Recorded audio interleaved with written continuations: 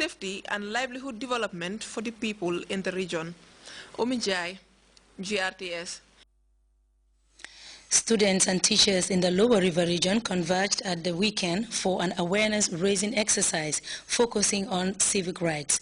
The effort, championed by the National Council for Civic Education and bankrolled by the United Nations Development Programme, is expected to lead to the creation of civic clubs in selected schools. Fatma Simaha reports.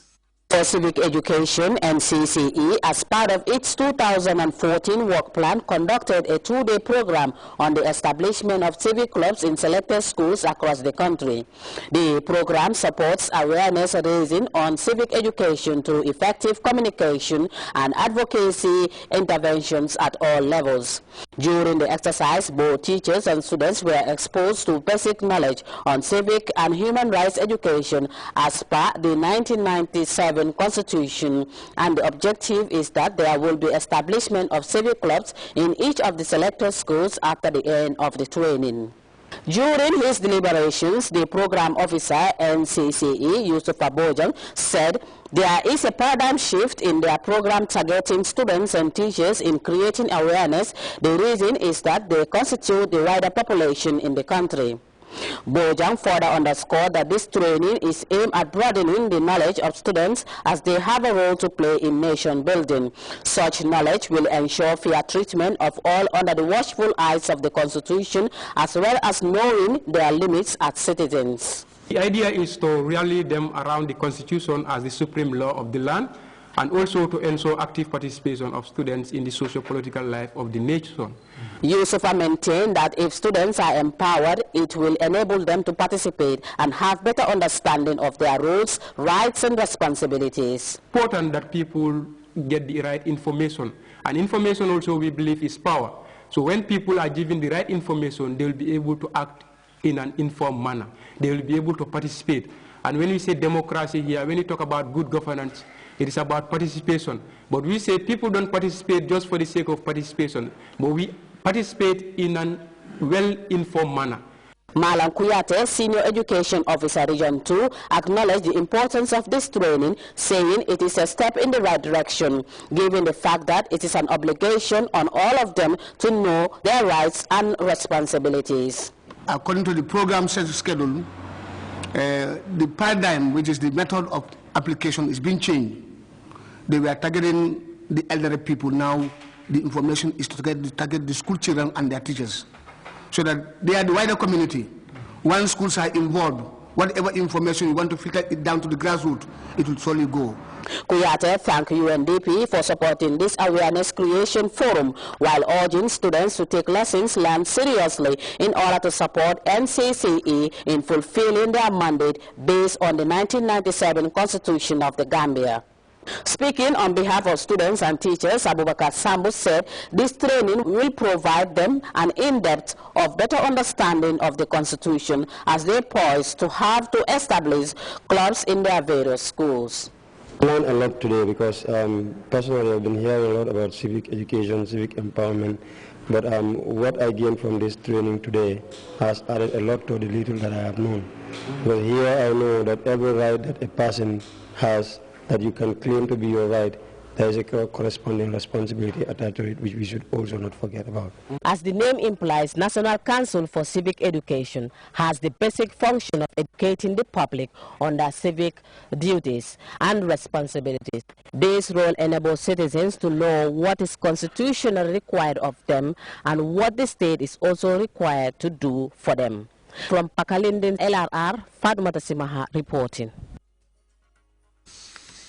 Chief Justice Ali Nawaz Chauhan has inaugurated a new judicial training center for the country's cadis. The facility, located on the premises of the High Court in Banjul, is the fruit of a new judicial policy direction aiming to bridge the disparity between conventional and Islamic courts. Babukar Kamara has more on that watershed development.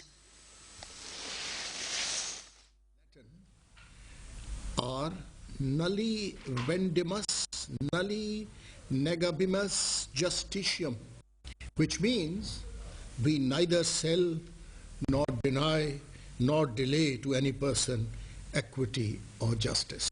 Strengthening the arms of justice for those in need at the lower courts. stands firm and upright for a new policy direction on the Chief Justice of the Gambia. There's a backlog of cases with the courts working under the common law. There is need for the development of skills for the disposal of the backlogs and writing of erudite judgments. The Qazi courts need training in professionalism, preparation of records, the correct use of Islamic jurisprudence, that is Usulul Fiqh, and the handling of Sharia cases in the jurisdiction vested in them by the 1997 Constitution. Escorted in disciplined judicial procedure to inaugurate an institute of judicial training at the High Court premises is a resource center meant to bridge the gap between the conventional justice and Islamic court delivery systems. A big chunk of the population in the rural areas deal with the justice system established under the District Tribunal Acts. They administer the customary law along with the Sharia law. A study of their working shows absence of codified laws in this area of jurisdiction, and this creates uncertainties, varied patterns of decisions based on discretion and arbitrariness, and which are at times even incoherent. This is a great step taken by our new Chief Justice. As you know, in the Qadi system, many Qadis need to be adequate knowledge of Islamic judicial system, especially the procedure. And as you know, there is no big difference between the procedure in Islamic court and other courts.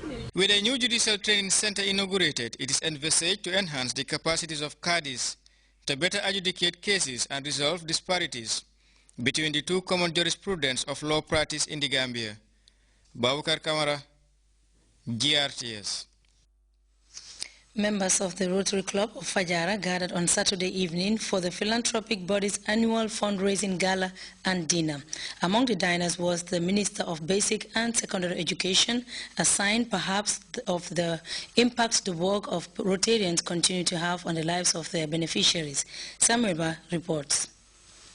Fundraising gala and dinner of the Rotary Club of Fajara. The annual fundraiser has become an important function that sets the tone for the club to widen its humanitarian scope of reaching out to more and underprivileged people. It is apparently a pleasant evening of great Rotary reunions and inspiring statements on the activities undertaken by Rotarians and their passionate involvement in the life-changing schemes. Rotary International truly is an organization unlike any other. There are plenty of humanitarian organizations out there, plenty of other service clubs, lots of non-profit organizations and NGOs with great missions doing great work.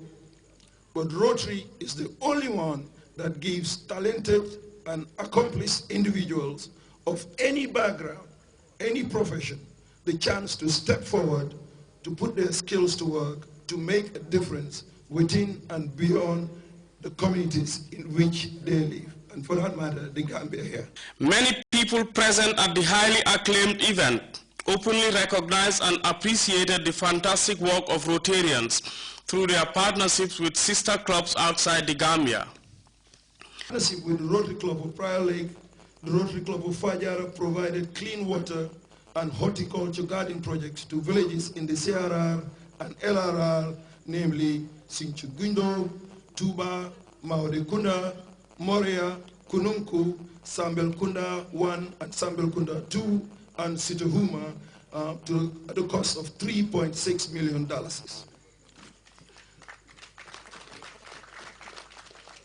These are in addition to 4 previous water and garden projects in Bani, Yeda, Karantaba, and Wellingara, all in CRR, and also through partnership with the Rotary Club of Prior Lake.